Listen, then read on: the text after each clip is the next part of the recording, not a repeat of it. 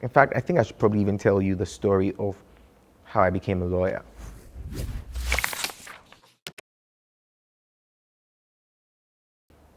And so I went to high school. I got good grades, and I was expecting to get into the law school in University of Ghana, Legon. Somehow, I didn't get it, and it made no sense to me because I think I was a good student and I had good grades. Even worse, I found out that there were people who had lesser scores and they were in the school of law, and it made no sense to me. And so I remember finding contact numbers. I called the University of Ghana. I had some contacts there. And the reason they gave me was, oh, you went to a grade A school, so usually for the grade A schools, we have like we think you should have gotten this grade before we consider you for law school, but somebody who was in a grade B school, who has your scores or lesser, somehow got it. It didn't make sense to me. Anyway, so I did something else for my first year, thinking my second year, I will reapply to, study law. Somehow that didn't happen again. And I still felt really alone. I felt like there was nothing going on. I had people make really snide comments. I remember somebody telling me that the course I'm doing, I'm just wasting my time. I better find something else to do. It made no sense. And I remember one night just crying behind my hostel, praying and crying. And in that moment, I told God that I'm done. I'm not going to pursue this thing of law again. Thankfully, I think I have a plethora of interest in skills that would work for me anywhere. I could go into PR, I could go into HR, I could go into diplomacy, and I was confident to work for me. So that was it. But then I was a secretary of the National Union of Baptist Students in Legon. So one time we had a prophetic service. This prophet comes. They minister to everybody. I'm sitting up there on the days, very uninterested, truly, because I was like, I feel like, God, you're wasting my time. Like, I should be giving comfort to people and nothing is happening for me. Like, this thing is not working for me. So I'm done. And so the service was over. The guest, the prophet, comes to sit between the president and I. I'm just getting ready to climb up and just going to read the announcements and, go back and mind my own business, my own sad business. And he says this in a haste. He turns around as if somebody just like slapped him and told him that, oh, you left one thing. So he turns to me very quickly and he says, hey, you want to give up on law, or you actually have given up on law because you think things are not going on well for you. But God says, hold on. He wants to do something with you becoming a lawyer. That was possibly one of the most mind-blowing things that ever happened to me. Right from second year, when I did not know what was going to happen, how everything was going to turn out, till the point when I became a lawyer, which was exactly 13 years after my father died. Even before I continue my story, my father died on 23rd September 2008.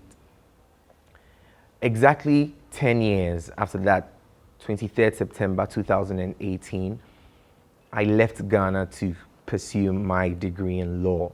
And I still have my flight ticket as proof. I think if you look on my Instagram page, you'd even find it there. No kidding. 23rd September 2018, exactly 10 years. I remember my mother driving me to the airport in dark clothes, just singing, remembering her husband, of course, driving me to the airport. That was the beginning of my legal journey. When my father died, I was 13 years. Exactly 13 years later, when I turned 26, was when I got called to the bar.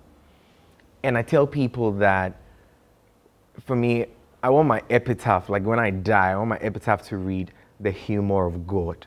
Because I think God is a funny dude. There's just a weird way he works things out that absolutely makes no sense. Because when I got this prophecy, mind you, it wasn't even easier after then. Like, I thought it would be easier. It was not. When I was done with school and I thought I was going to do postgraduate law in University of Ghana again, then I found out that the postgrad, which was usually 2 years, has now been made 3 years. Like, what are you telling me? I'm not ready to do another degree because I'm going to do my national service. and come and do this. That's another 4 years. Before I have to go and do some 2 years in Ghana School of Law, Makala, like, God, this is not working for me. I don't know how this is going to happen. Somehow, just around that whole period, God again had orchestrated, and my brother, right from Ashesi, had gotten an offer with one of the greatest banks in the world. So he had moved to the UK, was earning really good money. So when I told my family about this, they're like, oh, let's try and get scholarship. It did not work. I was like, God, are you lying or are you playing my feelings or what? And then my family was like, you know what, actually, we can fund this, so let's do this. And I say this to the glory of God. My degree in the UK, qualifying to become a lawyer in the United Kingdom, was fully paid by my brother. It's crazy to think about it. But it was also such a humbling experience for me to know that truly when you make God's business your business, he makes your business his business. And fast forward, I got called to the bar. So I came back to Ghana to just come and get called to the bar in Ghana. Even some of the things that happened to me in law school, we once wrote a paper, I think it was the law of evidence paper. It was the worst paper we all wrote. Everybody came out and everybody had different answers for each question. And I'm not even kidding. There's only one answer. Why are 5 different people having 5 different answers for this? So we knew that, look, this is crazy. Like, it's not going to work. But I have tried to learn a lot about faith. Even now, I'm taking a faith course by Kenneth Hagin. And so I was like, look, the thing about faith is also action-based. So when I was back home and I'm praying with my friends, just trusting God, I don't know how this is going to work out because I didn't think I wrote anything. I think there are like 2 questions that I wrote like half a page. I don't think I had the full thing for it. But I was like, God, you said this. I'm holding you to your word. It has to happen. So I'll go back and pray. And I'm like, okay, I'm waiting in this period. I'm ordering my gown. I'm ordering my wigs. I'm talking to my brother in the UK. He's like, oh yeah, get from Ease and Ravenscroft or get from these other sellers. And I'm talking to my friends. They're like, wow, you must be really confident that you will pass. Because everybody is stalling. Everybody is not, most people were not applying for pupillage. Most people were just waiting to see their results. Before I'm like me, no. I'm applying. I know the firms I want to work in. I have just 5 lists. I've taken it to God. These are one of these people will take me. And that's what I'm doing. So right after I finished my exams, I put in my applications. I got offers very early. I got my results somewhere last week in September, got called to the bar 4th October. In August, early August, one law firm that I really wanted to work at, they had given me an offer already. And they said that I had up to 20th August to accept. But mind you, it was a conditional offer. So that if I did not pass some of my papers, they take the offer back. It's like, God, you're not going to disgrace me today. This is not the time you're going to disgrace me. I'm ordering my gown, my wig. I've taken the measurements. They've delivered my stuff to me. I'm just waiting to be called to the bar. I don't know how it happened. I still do not understand how it happened. Somehow, I passed all my papers. I got called to the bar, and it's just been one blessing after the other. The things that have happened to my family, my sister, God has supernaturally healed me of kidney stones before. This happened last year. God healed me of back pains some few months ago. And I remember having drinks with a colleague from work last night or 2 nights ago. And I just told him that I'm just one of those people.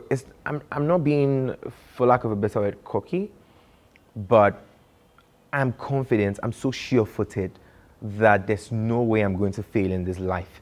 There's no way some evil spirit is going to take my life. Those dramatic things are not going to happen to me because this life that you want to take is truly not mine. Somebody paid for it. So somebody's property. And so I'm so confident that I will excel at this life thing, not even because of my degrees, not because of who I know, because truly, it's not, I don't think I know anybody. I don't come from one of those families where they have those surnames that 10 countries around. I'm not.